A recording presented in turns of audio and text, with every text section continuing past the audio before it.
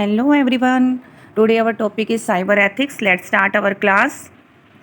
Cyber ethics are the set of rules और code of responsible behaviour on the internet. जब भी आप internet का यूज़ कर रहे होते हैं तो आपको रिस्पॉन्सिबल बिहेवियर अपना रिप्रेजेंट करना होता है और कुछ एक रूल्स को फॉलो करना होता है। इसे ही हम साइबर एथिक्स कहते हैं। It involves understanding the risk of harmful and illegal behaviour online and learn how to protect our self and other internet users from such behaviour. आप अपने आप को किस तरह से प्रोटेक्ट करेंगे या दूसरे इंटरनेट के यूज़र्स को इस तरह के बिहेवियर से कैसे प्रोटेक्ट करेंगे जो कि आपके लिए हार्मफुल रहता है, उसे ही हम साइबर एथिक्स कहते हैं। ई कॉमर्स का मीन्स होता है जब भी आप इलेक्ट्रॉनिक नेटवर्क जैसे कि इंटरनेट का सहारा लेकर कोई भी गुड्स या सर्विसेज को खरीद रहे हैं या बेच रहे हैं, उसे हम ई कॉमर्स कहते हैं। इसके लिए आपको इलेक्ट्रॉनिकली इक्विपमेंट का यूज़ करके पेमेंट करनी होती है। अब इसमें क्या क्या एग्जांपल आएगा जो कि आपकी ई कॉमर्स साइट्स हैं, जैसे फ्लिपकार्ट हो गया, स्नैपडील है, होम शॉप 18 है, ईबे है। ये सारी आपकी इलेक्ट्रॉनिक वेबसाइट्स होती हैं जो कि आपकी हेल्प करती हैं कोई भी लेन देन करने में। एडवांटेजेस ऑफ ई कॉमर्स के क्या लाभ हैं? आपको लो प्राइस पे मल्टीपल चॉइसेस मिल जाती हैं। सेकंड, आप कभी भी शॉपिंग कर सकते हैं, 24 आवर्स 7 डे को भी शॉपिंग कर सकते हैं, day night. And then no need to go anywhere, आपको कहीं पे भी जाने की ज़रूरत नहीं है, मार्केट एक्सेट्रा।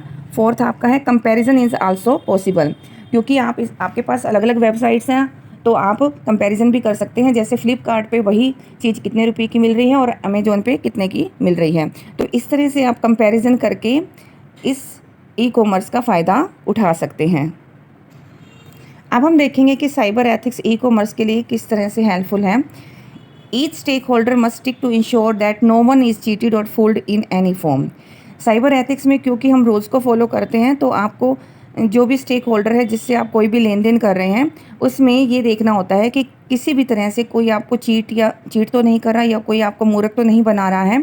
तो इसके लिए 3 कॉन्सेप्ट आते हैं जिससे आप रिलेट कर सकते हैं कि किस तरह से ई कॉमर्स साइबर एथिक्स से जुड़ी हुई है। फर्स्ट है यहाँ पर प्राइवेसी, सेकंड है fraud and the third one is secure data transmission. यहाँ फर्स्ट टॉपिक हमारा है privacy. The state of being alone and not watched और डिस्टर्ब्ड बाय अदर पीपल। अकेले रहना या दूसरे पर्सन के द्वारा डिस्टर्ब ना किया जाना या देखा ना जाना प्राइवेसी होता है। लेकिन ऑनलाइन प्राइवेसी क्या है? इसका मीन्स होता है कि पर्सनल इन्फॉर्मेशन जो भी आप ऑनलाइन रहते हुए देते हैं उसे प्रोटेक्ट करना, यानी कि जो भी एक्टिविटीज़ आपने की है उसमें कुछ एक पर्सनल इन्फॉर्मेशन आपने साइट पर दी है तो उसे अगर प्रोटेक्ट किया जा रहा है तो हम कहेंगे ऑनलाइन प्राइवेसी। तो इसके अंदर आप जब ट्रांजैक्शन करते हैं तो किस तरह की इन्फॉर्मेशन देते हैं, जैसे आपकी पर्सनल इन्फॉर्मेशन हो गई, bank detail, account number, location etcetera, ये सब चीज़ें आपके लिए बहुत ज़्यादा ज़रूरी होती हैं, तो इन्हें प्रोटेक्ट करना भी बहुत ज़रूरी है। अगर हम ई कॉमर्स का सहारा लें तो इसमें कंपनी की पॉलिसीज़ को समझना बहुत ज़्यादा ज़रूरी है। तो क्या क्या चीज़ें आपको अंडरस्टैंड करनी ज़रूरी हैं? फर्स्ट तो यही है कि एथिकली बोथ द यूज़र जो आपके बायर हैं और सेलर है, इन्हें करेक्ट इन्फॉर्मेशन एक दूसरे को प्रोवाइड करनी है। Second, company must state how customer data is used. Company को ये बताना है कस्टमर को कि उसका डाटा किस तरह से यूज़ किया जा रहा है। And the third point is कौन सी इन्फॉर्मेशन आप थर्ड पार्टी को कंज्यूमर की दे रहे हैं और कौन सी नहीं दे रहे हैं, ये भी कंपनी के द्वारा बताया जाना बहुत ज़रूरी है। How to safeguard user privacy. User privacy के लिए क्या सेफ गार्ड हो सकते हैं, कैसे हम उसे प्रोटेक्ट कर सकते हैं? फर्स्ट, इसमें जो सेलर होगा वो ये बताएगा कि यूज़र के डाटा को कितना यूज़ किया जा रहा है। सेकंड, सेलर ये इंश्योर करेगा कि टर्म और कंडीशन ट्रांजैक्शन से पहले पढ़ ली गई है या नहीं पढ़ ली गई है, ताकि जो कंज्यूमर है वो अंडरस्टैंड कर सके कि कौन सी इसमें टर्म और कंडीशन लागू होती हैं अगर वो कोई भी लेन देन करता है। थर्ड, इसमें सेलर को ये इंश्योर होना है कि टेक्निकल सेफ गार्ड यूज़ किए गए हैं और उनको प्रॉपरली यूज़र के डाटा को प्रोटेक्ट करने के लिए यूज़ किया जा रहा है। जैसे कि आपके सेफ गार्ड हो सकते हैं HTTPS यानी कि hyper text transfer protocol secure का यूज़ किया गया है या नहीं। And the second one is padlock आपका क्लोज है या नहीं। सेकेंड टॉपिक है हमारा fraud committed using the internet is called online fraud. Online रहते हुए या इंटरनेट का यूज़ करते हुए जब आपसे कोई भी फ्रॉड किया जाता है उसे हम कहते हैं ऑनलाइन फ्रॉड। ऑनलाइन फ्रॉड की भी अलग अलग फॉर्म्स हैं, जैसे non delivered goods, non delivered good में जैसे मैं आपको समझा देती हूँ कि अगर आपने कोई भी गुड्स को ऑर्डर किया कहीं से भी और आपने उसकी पेमेंट कर दी है, लेकिन आपके पास वो गुड अवेलेबल नहीं हो पाई है विद इन द टाइम और आ भी नहीं रही है, तो आप कहेंगे कि मेरे साथ फ्रॉड हुआ है। Second one, non existence company. किसी कंपनी से आपने लेन देन किया है, आपने उसके लिए पेमेंट भी कर दी है प्रोडक्ट के लिए, लेकिन वो प्रोडक्ट आपके पास आया नहीं, लेकिन ट्रैक शो कर रहा है कि डिस्पैच हो गया है। जब आप नेक्स्ट डे देखते हैं तो वो कंपनी की कोई भी एग्जिस्टेंस, वेबसाइट का कोई भी वहाँ पे वेब पे शो नहीं हो रही है उसकी वेबसाइट, तो हम कहेंगे कि नॉन एग्जिस्टेंस कंपनी है और आपके साथ फ्रॉड हुआ है। थर्ड है स्टीलिंग इन्फॉर्मेशन। आपकी पर्सनल इन्फॉर्मेशन को चुराकर किसी थर्ड पार्टी को दे दिया जा रहा है जिसमें आपकी कोई भी कंसेंट नहीं ली गई है, तो आप कहेंगे कि मेरी इन्फॉर्मेशन को चुराया जा रहा है। Fourth, fraudulent payment. जब आपसे किसी भी तरह से फ्रॉड करके, जैसे आपसे कहा गया कि आपकी लॉटरी लग गई है और आपको 5,000 या 50,000 आपको यहाँ पर पे करना है जो कि इसके सर्विस चार्जेस होंगे, तो इस तरह की कोई भी पेमेंट अगर आप करते हैं तो आप कहेंगे कि ये फ्रॉडलेंट पेमेंट है। मेजर टू स्टॉप फ्रॉड में इंक्लूड। अब उस फ्रॉड को रोकने के लिए क्या क्या आप मेजर्स अपना सकते हैं। फर्स्ट, मॉनिटरिंग ऑफिशियल बॉडी का यूज़ कर सकते हैं जिसमें वो ये इंश्योर करेगी कि आपकी ई कॉमर्स कंपनी जिससे आप लेन देन कर रहे हैं वो लीगल है या नहीं है। सेकंड, ऑफिशियल गाइडलाइन या सेफ गार्ड का यूज़ किया जा रहा है जो कि यूज़र के डाटा को, थर्ड पार्टी को जब भी डाटा दिया जाता है उसमें गाइडलाइन को फॉलो कर रहे हैं या नहीं कर रहे हैं। स्ट्रॉन्ग सिक्योरिटी मैकेनिज्म का यूज़ हुआ है जैसे कि HTTPS प्रोटोकॉल या पैड लॉक क्लोज है या नहीं है, तो ये सब चेक करके आप अपने फ्रॉड को रोक सकते हैं। थर्ड टॉपिक हमारा है secure data transmission. Secure data transmission का मीन्स होता है कि enough technical safe guard use किए जाएँ जो कि हमारे डाटा को टारगेट तक पहुँचने में हमारी हेल्प करें, यानी कि आपको इसमें किसी तरह का कोई भी कॉम्प्रोमाइज़ ना करना पड़े और हमारा डाटा प्रॉपर्ली टारगेट तक पहुंच जाए।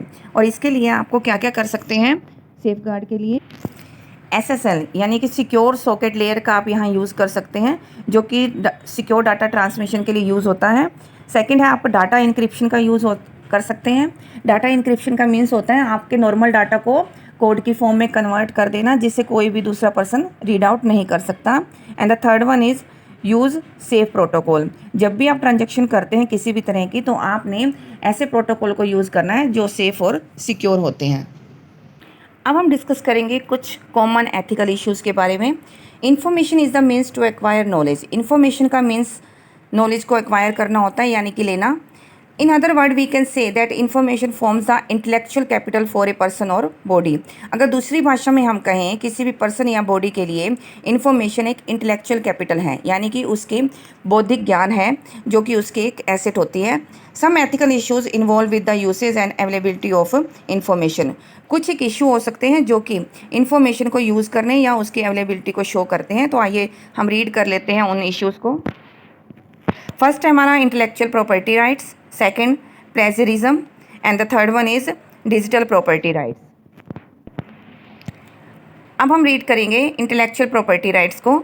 Intellectual property right are the right of the owner of the information to decide how much information is to be exchange, share और डिस्ट्रीब्यूटेड। अब इंटेलेक्चुअल प्रॉपर्टी राइट ये कहता है कि ओनर जो इस इंफॉर्मेशन को बना रहा है वही ये डिसाइड करेगा कि कितनी इंफॉर्मेशन एक्सचेंज की जाए, शेयर की जाए या रीडिस्ट्रीब्यूट की जाए, तो ये उसी का अधिकार है। और दूसरा ये इसका अधिकार ये भी है कि ये बताए कि उसका प्राइस क्या होगा। अगर वो कोई भी इंफॉर्मेशन को एक्सचेंज कर रहा है तो उसका प्राइस क्या होना चाहिए, ये डिसाइड करना भी उसी ओनर का हक है। Plagiarism. Plagiarism is stealing someone else's intellectual work and representing it as your own work, citing the source of information. Plagiarism का मीन्स होता है किसी के इंटेलेक्चुअल वर्क को चुराना और उसे अपना रिप्रेजेंट करना, यानी कि अपना वर्क रिप्रेजेंट करना सोर्स ऑफ इंफॉर्मेशन को बताकर। तो any of the following act would be term as plagiarism. इनमें से नीचे जो दिए गए हैं कोई भी प्लेजरिज्म हो सकता है। Using any author's work without giving credit to him.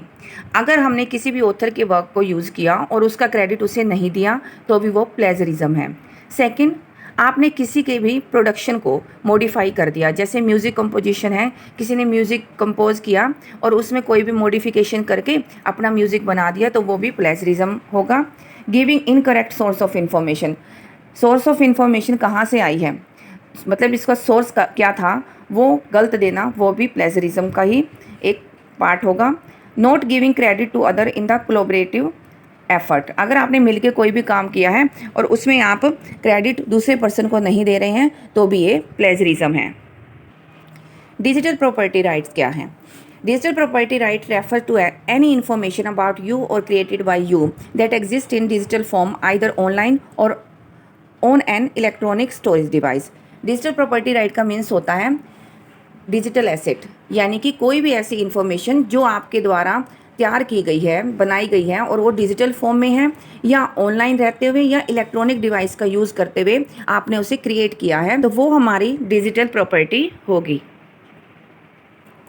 Digital property के क्या क्या एग्जाम्पल हो सकते हैं?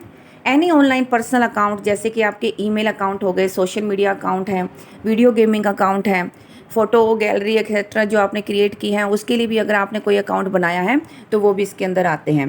सेकंड, वेबसाइट या ब्लॉग जो भी आप मैनेज करते हैं वो भी आपकी डिजिटल प्रॉपर्टी के अंदर आते हैं।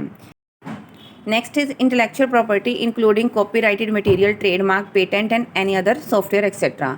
इंटेलेक्चुअल प्रॉपर्टी में copyrighted material, trademark, patent etcetera और किसी भी तरह का सॉफ्टवेयर है वो भी इंटेलेक्चुअल प्रॉपर्टी के ही पार्ट होते हैं। आई होप आपको ये वीडियो पसंद आई होगी। Thanks for watching this video.